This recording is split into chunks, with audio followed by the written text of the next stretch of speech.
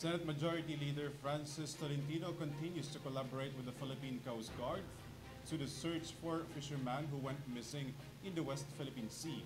Stephanie Marquez has the story. Search continues for a fisherman named Jose Mondoñedo who went missing in the West Philippine Sea near Bajo de Masinloc.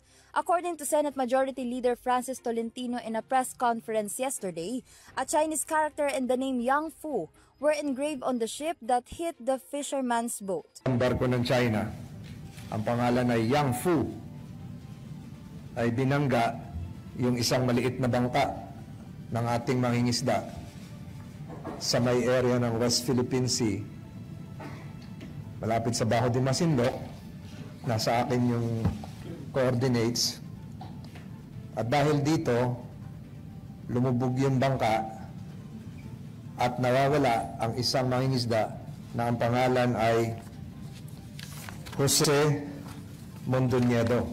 However, as stated by the senator, it is unlikely that the said ship is a military vessel as it closely resembles a commercial vessel. Ang sa ngayon, kulang pa yung, kasi tumakas eh.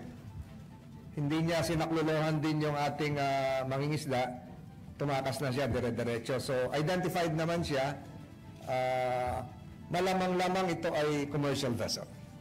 Hindi Coast Guard nila, hindi militia. Currently, the senator continues to collaborate with the Philippine Coast Guard for searching, especially as he already obtained the coordinates of the incident's exact location. This is Stephanie Marquez for Euro TV News.